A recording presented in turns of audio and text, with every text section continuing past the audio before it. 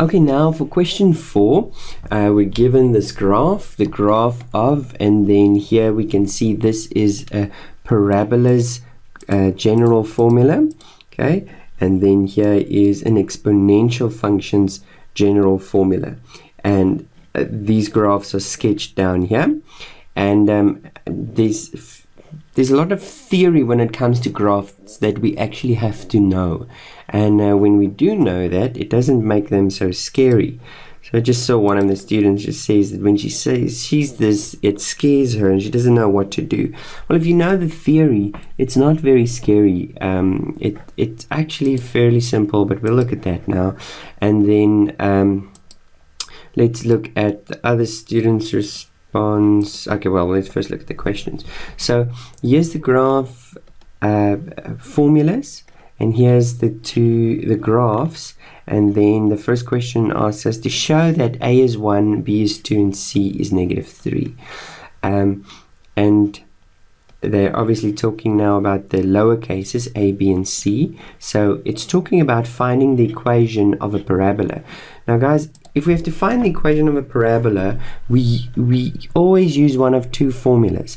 Either we use y is equal to a x minus p squared plus q, or we use y is equal to a x minus r1 x minus r2, depending on the information we have.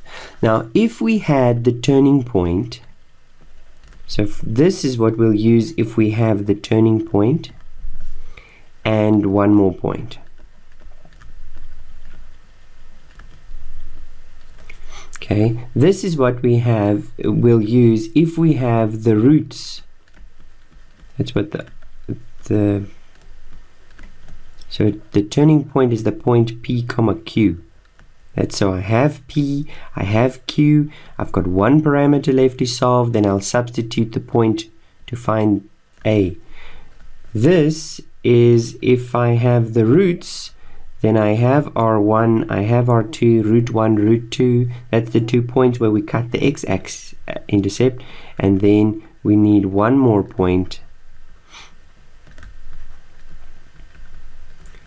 to solve for A. And that's it.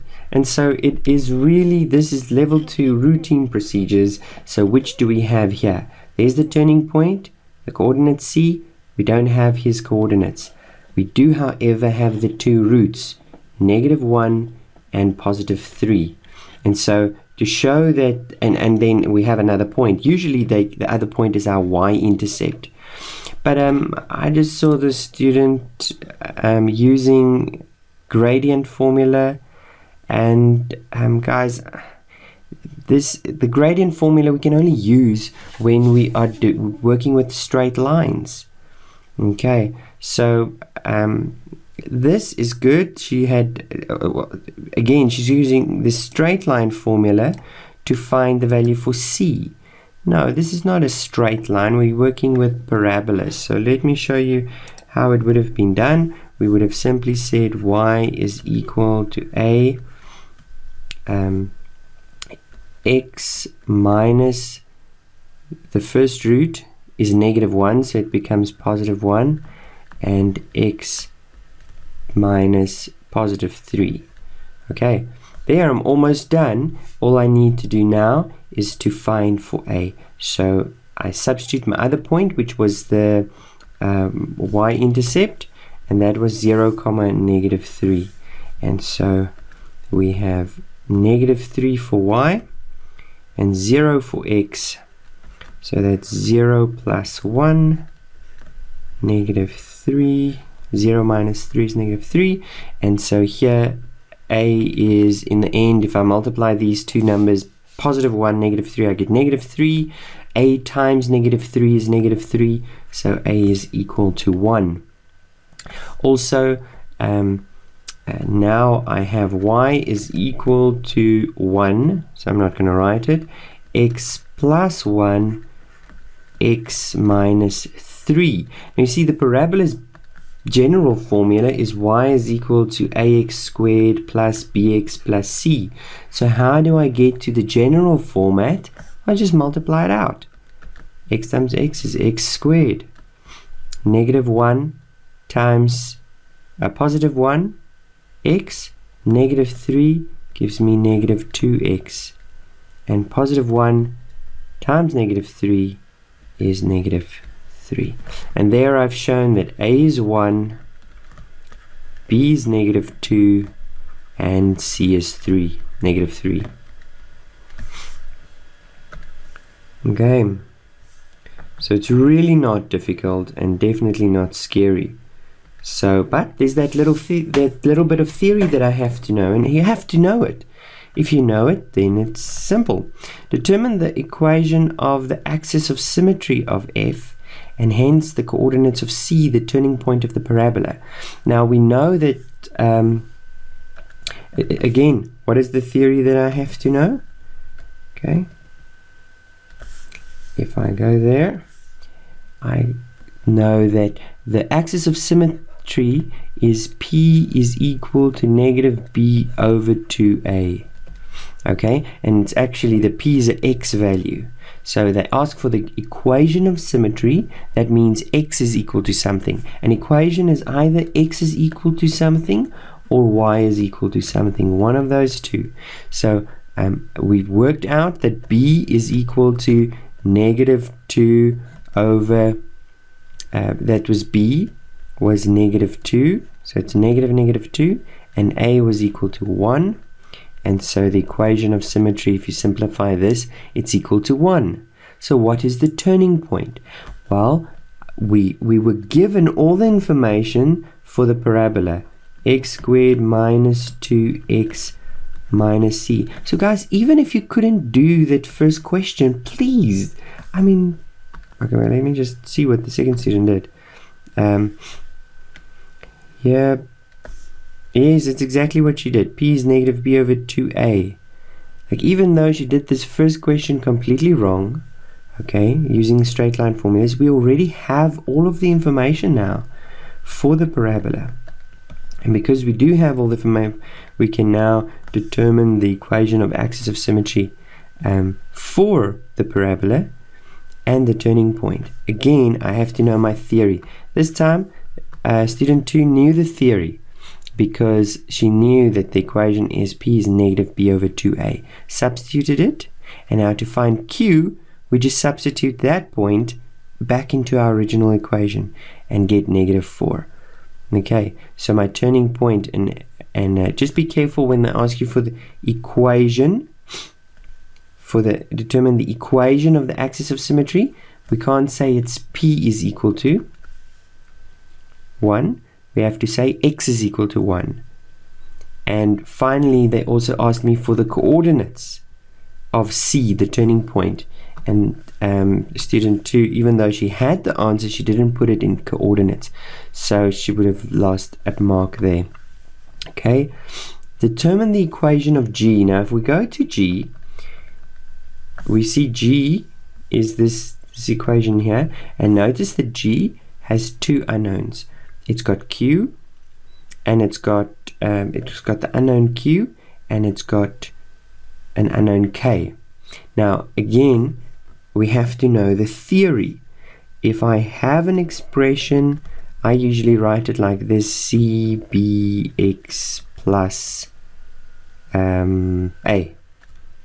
And the reason why I like this expression, theirs is just instead of B they have K, and instead of A they have Q. Okay, but in this expression, A is the asymptote.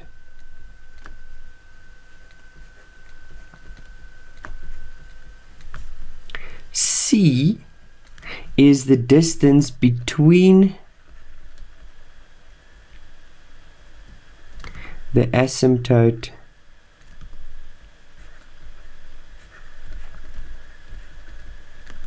and intercept.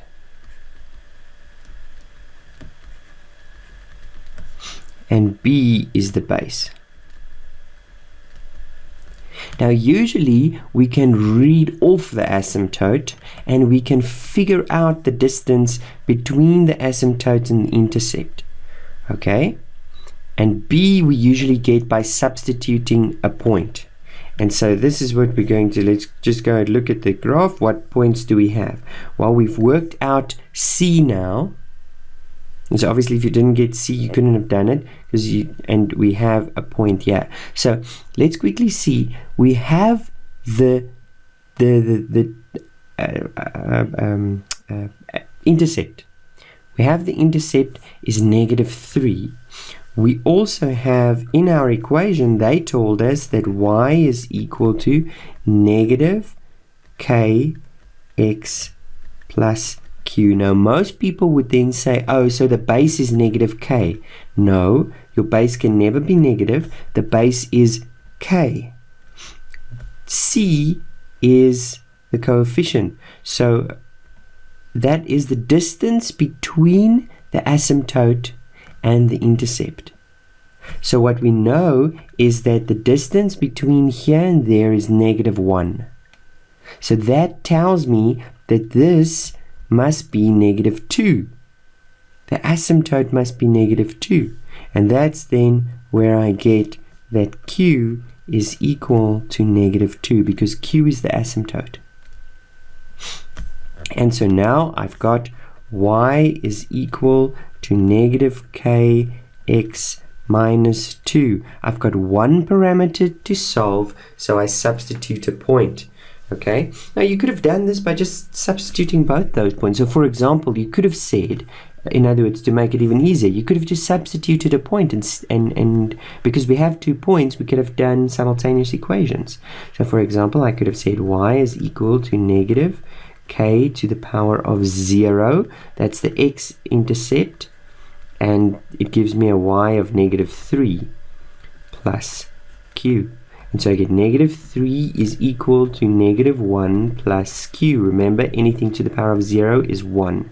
And then that means q is equal to -2. Okay, and now to find the other value, k in this case, all I need to do is substitute another point. And that was the point that we got -1, -4. And so if I substitute that, I get -4 is equal to -k to the power of -1, -2. And so that gives me -2 is -k, -1. And then I see in the end, I get k to the power of -1 is equal to 2.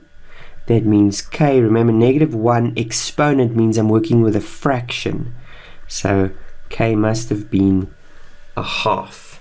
Okay, so you could have just said, okay, to get rid of the negative exponent, I must put 1 over k is equal to 2 over 1, and then to get k over 1, I just flip the fraction on both sides. But there's many ways in doing that, but obviously in the end we just get that our equation is y is equal to -1/2 to the power of x plus -2.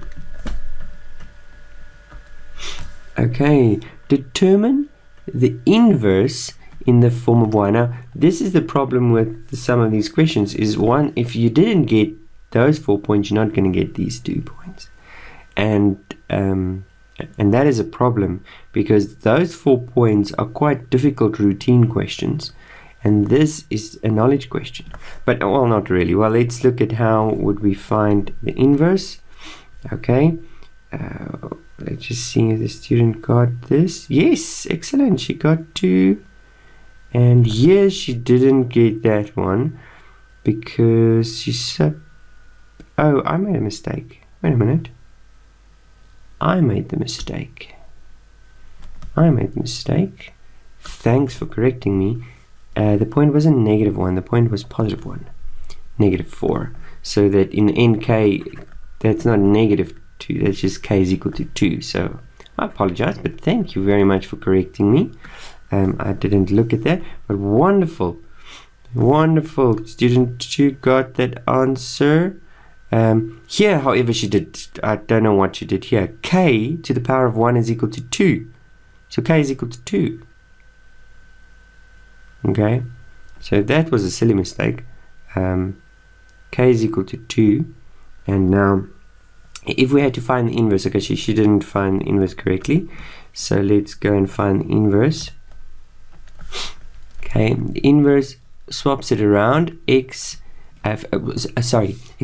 to find the inverse, we have to flip around our x and y's. That's the theory. And so you get 1 mark for doing that. So it's negative. Remember now my k is 2, y minus 2. And now all I need to do is solve for y. So I've got 2y is equal to negative x negative 2. And so the first thing that I'm going to do is, again, remember I said it earlier when we solved the exponential equations. If I want to solve an exponential equation, in other words, the thing I want to get by itself is in the exponent, I have to first get the base exponent pair by itself. And there I've done it. Now I use logs. Once I get there, I use logs. Previously in the other one, it wasn't necessary to use logs, but in this case it is. So logs mean that my exponent becomes my subject, the subject of my formula, and then I use logs. My base there becomes the base in my log, and whatever is there comes inside there, negative x negative 2. So it's really, this is also routine, it's not difficult at all. Okay, now these are slightly more complex. For which values of x is, now what does this mean? Fx minus gx is equal to 0. Well, let me just see if the students got it. Student 2, 4.5, she says for x2, and please you can't just say equal to, if you say x is equal to 2, and then well, for x equal to 2, let's see, well, let's first just understand what that means to see why she said that and whether she's correct. Okay, so if I say that fx minus gx is equal to 2, what I'm actually saying is that fx minus gx, sorry, not equal to 2, is equal to 0. I can just change the equation to say fx is equal to gx. In other words, that's where the two graphs cut each other. So let's see for which x values do the two graphs cut each other. Okay, intersect. Okay, there's an intersection and there's an intersection. So in other words, it's when x is equal to 0, and here is where x is equal to 1. So that student, that's not the correct answer for x equal to 0 or x equal to 1. Okay, the next question asks us, where is f times g smaller or equal to 0?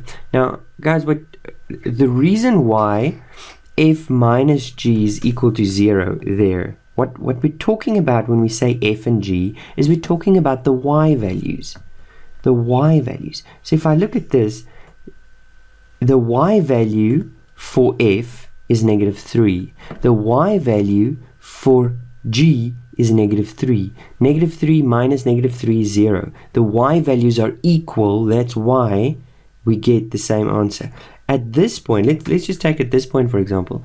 If x is equal to negative 1, the y value for f is 0. Do you see? Negative 1 and 0. If I take negative 1 and I go to my g graph, the y value is somewhere here. Let's say about 2.5. Negative 2.5. Do you see? So now if I were to take f, which is 0, minus g, which is negative 2.5, my answer would be negative 2.5. Does that make sense? So in other words, if we just talk about f by itself, fx and gx, I'm talking about y values. Now, that's important so that you understand that when I say fx times gx, I'm saying when is the y values of f times the y values of g negative, smaller or equal to 0? Well, that's when f is negative and g is positive, because a positive and a negative will give me negative. So one of them must be positive and one of them must be negative. So let's go to our graph and look at, now when is the y values positive? It's when it's above the x-axis. So this one is always below the x-axis. He never comes at the top. So he will always have negative answers. And this one is negative all the way from here onwards to there. But when I'm less than -1, my y values for f is positive, while my g's are all negative. So for x, in other words, that answer, the next answer is x is smaller than 1 and equal to, because the question says when are they smaller or equal to 0. Now if I am equal to -1, then f is equal to 0. This one has never answers that where my y value is equal to 0, because it never gets to the x-axis. Okay, but so for smaller than that, and for bigger than +3, because when I'm bigger than +3, once again, one of my graphs is at the top and another graph at the bottom. So friends, whenever the just go back, whenever, this is a very common way of asking this. So in other words, when they ask when is fx minus gx equal to 0, it's the same as asking when is f equal to gx. That's intercepts. Where are they cutting each other? They always ask, well, not always, but very often they would ask when is the one times the other one negative or positive. If they asked when is the two multiplied positive, it means when are they on the same side of the axis. So when do I multiply and get it negative? When one is at the top and one is at the bottom. When do I get that they are positive? It's when both are on the same side. So for example, here, this one is at the bottom and this one is at the bottom at the same time. Okay, so the two answers was when x was smaller or equal to 1, or when x is greater or equal to 3. Okay, again, a very common question to ask. Determine the coordinates of D, the coordinates of the turning points of H. If H is, and now, so they make a new function called H, and that new function, in that new function, they take F and they edit F a little bit. So let's just see what did student 2 do there. 4.2. Nothing. Okay, guys, it's really not difficult. There's two very easy ways to do it. Okay.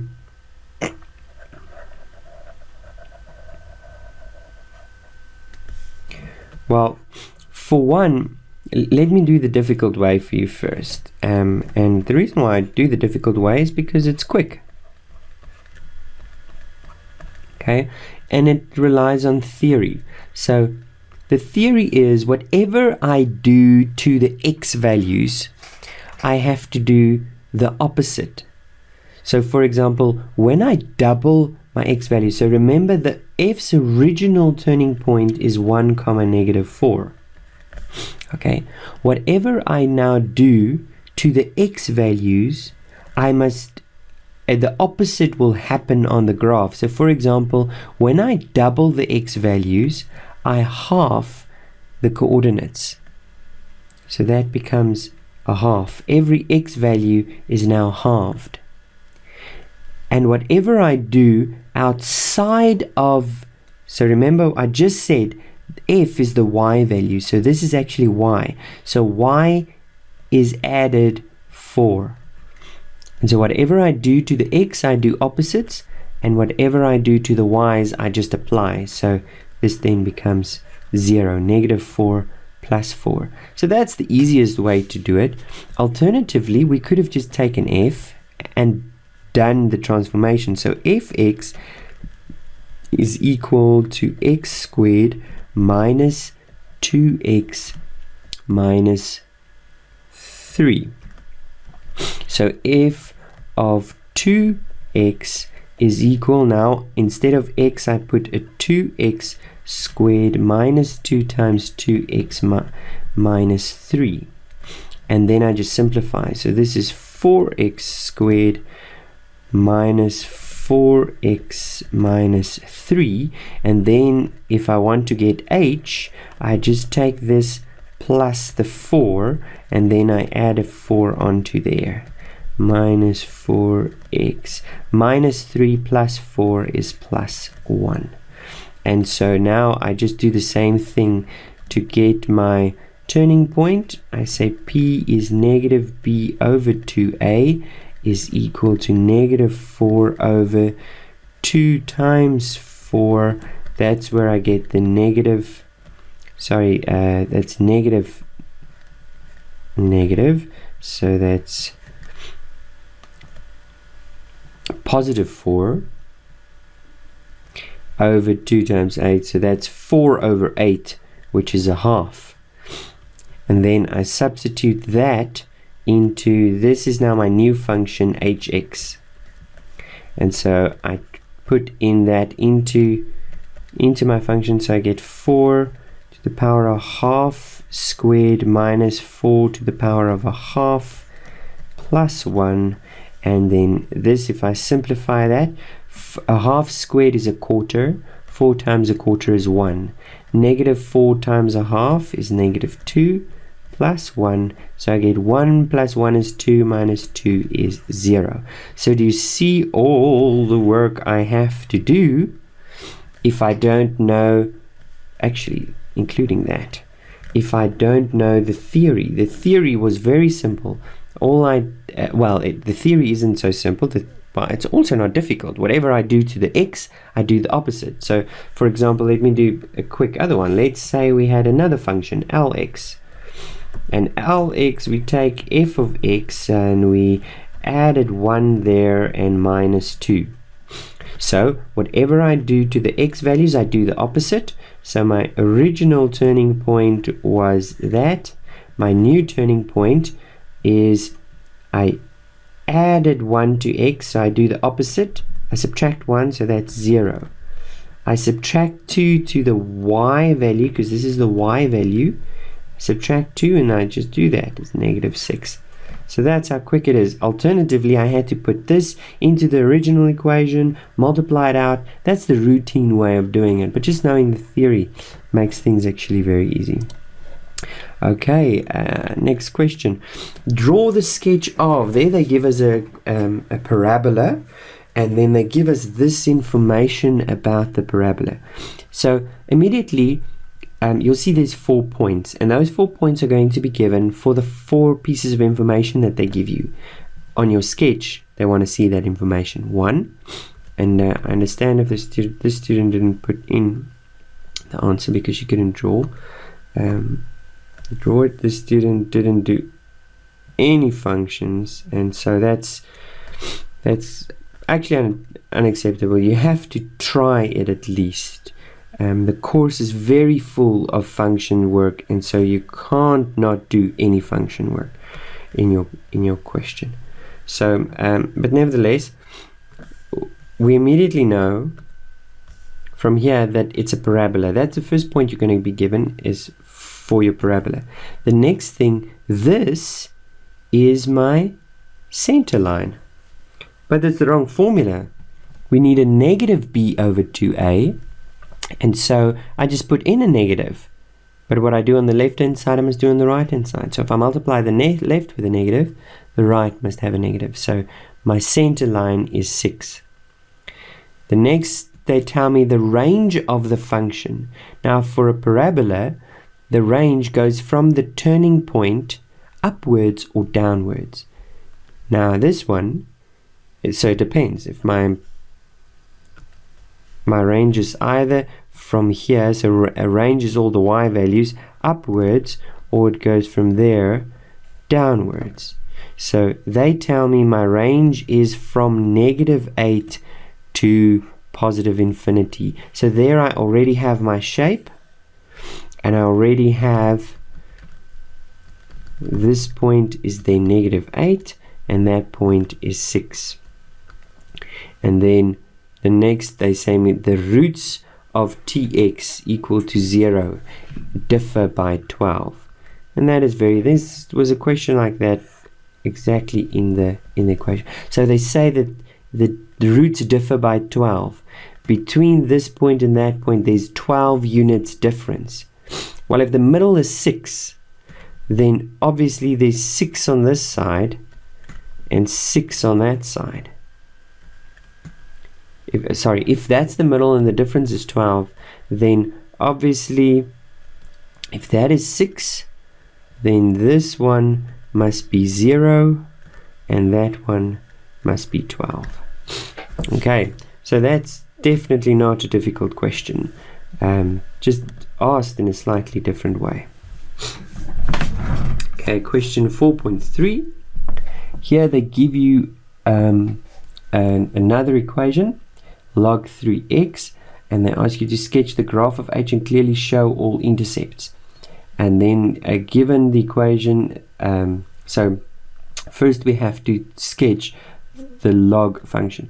Now again, I didn't see anyone do anything more on question 4, which is, again guys, this is unacceptable. These are such basic questions that we can't afford to leave them out. They form part of our basic theory, and so a lot of the marks, if you want to get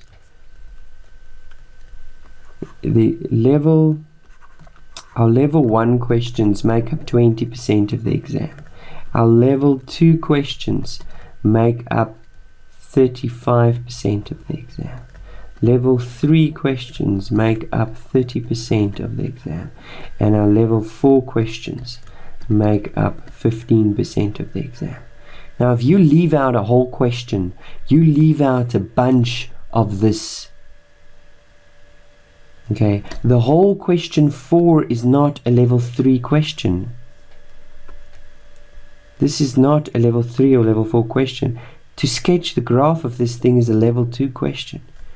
Which means that if you, so just get this guys, if you leave this out, you can't get more than 55% in your exam. It's impossible.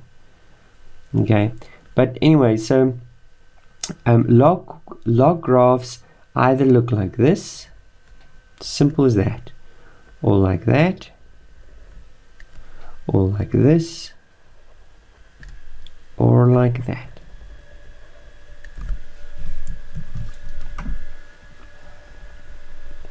Sorry.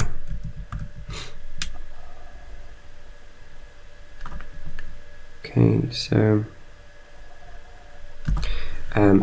obviously prettier than that, but the point is one of the sides are going to, so if you just drew any one of this, you would have gotten one of the 2 points. If you drew any one of the log functions. Okay, so what's the difference? Well, this one here is the normal one, log of base exponent. It's just the basic one where my b is bigger than 1. This one is like this, log of bx, but where my b is smaller than 1.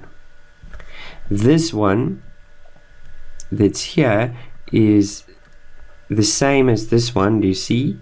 It's just the reflection in the y-axis, which means it has been multiplied with a negative. So bx, again, b is bigger than 1, but it has a negative in front, and this one is just log of b. Again, also it's a reflection of this one, so it is the same base. B is less than 1, but it's been multiplied with a negative. And so in our case, log of 3, there's nothing in front, b is bigger than 1, so it's just the normal standard graph. And so they couldn't have asked you an easier log graph. Now they ask you to show all the intercepts, and that was the other point. Another point that you would have been given is that the only place where this one cuts the x-axis is at 1. So that point is 1, and here it would have just been at -1. Okay, so that would be the graph, the answer to the question. Be through there and just write your, I think it was it hx? kx. hx, okay. Now give the equation of the inverse in the form, and I don't know how to say this, but in a way that people will remember, but the inverse is simply the exponential with the same base. So if I gave you y is equal to 1/2 to the power of x, the inverse of that function would be log of 1/2 x. If I gave you this one and I asked for the inverse, you would give me that one. If I gave you this one, these are the basic ones. Of course, we looked at finding the inverse of kx earlier, here where we swapped the bases. But notice again that here my base was 2 and log had the same base. The only problem here was we had a different asymptote.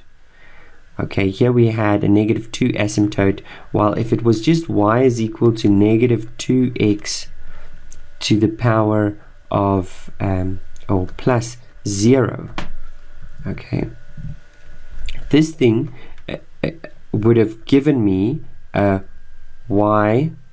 Let me just see. This one would be y is 0. Okay, let's swap. Let's just do the thing. -x is a reflection in the y-axis. So yeah, let me say this. It does complicate it slightly, because if I were to solve this one, swapping the basis, x is equal to -2y, then I solve for y, 2y is equal to -x, and so from here I go and I say y is equal to log base 2 and -x. Okay, from here what this one does, and I understand this is slightly complex, but if we look at the base here, how can I explain this?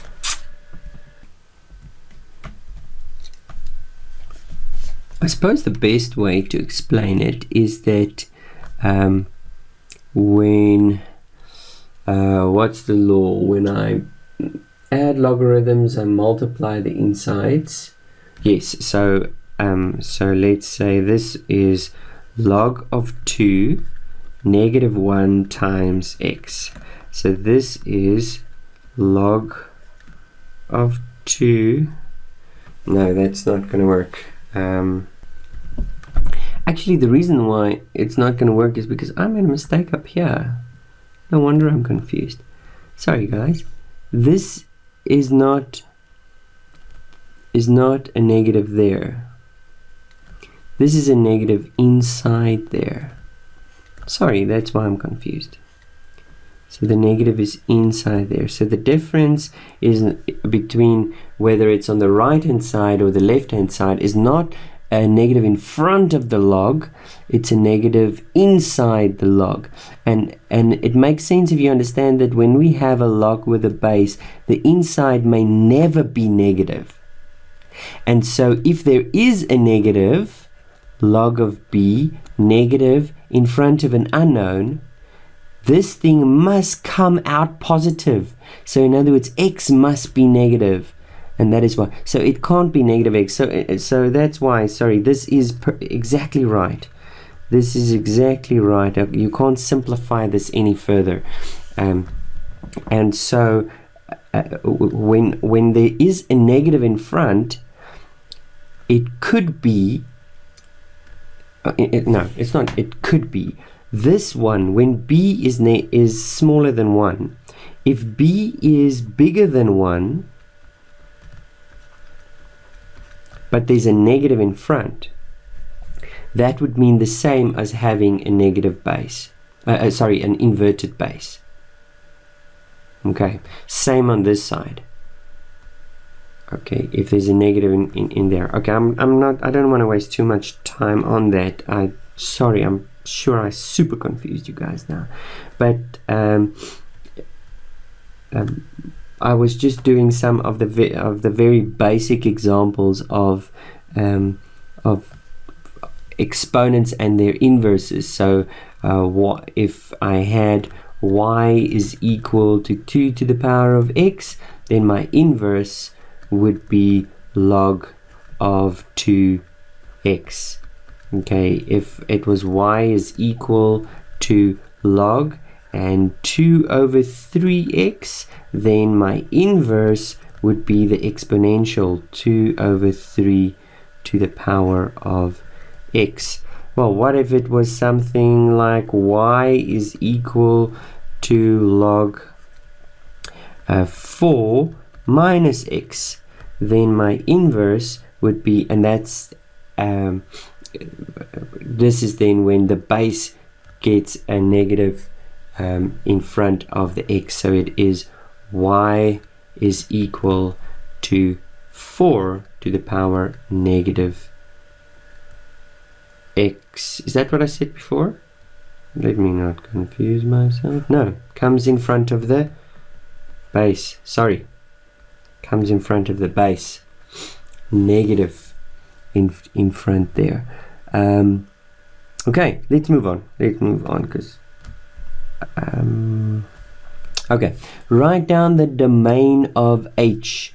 Okay, that's all of the values that I'm allowed to substitute into here, and there's 3 domain rules.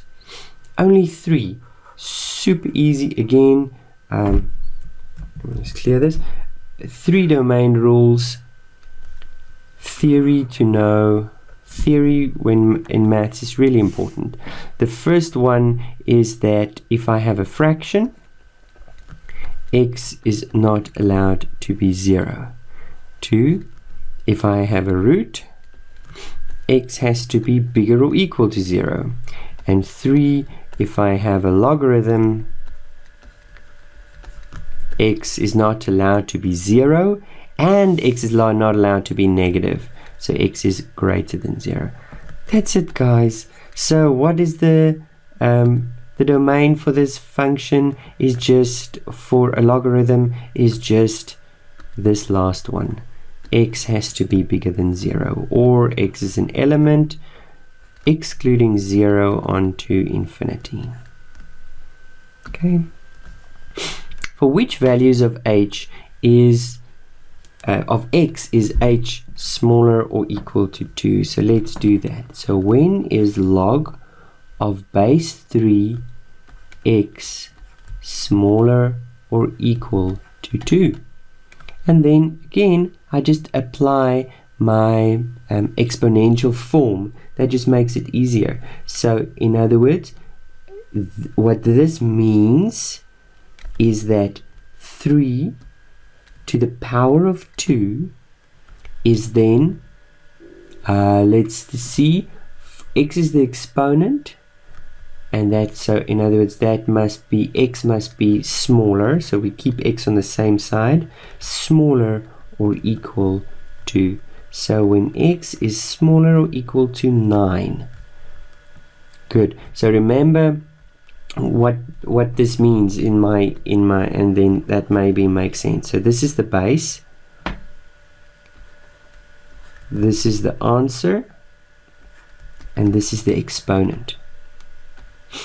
So what they're asking for is, and if I write it in exponential form, I will have base exponent equal to answer, and that's what you see I have here. Base exponent equal to answer, base exponent equal to answer. So what they're asking here is, for which answers will I have exponents smaller than 2? Do you understand? So in other words, what is the maximum value of x for this to be smaller than 2?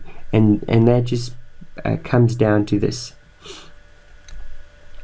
Okay, so it's slightly complex. I think it's easy, but it requires an understanding of logarithmic form. So it's okay if you find that difficult. Okay, determine the equation of P if P is the inverse of H with x plus 2 in. Now guys, that was why it was so important that you got this question correct. So we found the inverse to be 3 to the power of x. Now they say P is the inverse with x, is it minus 2?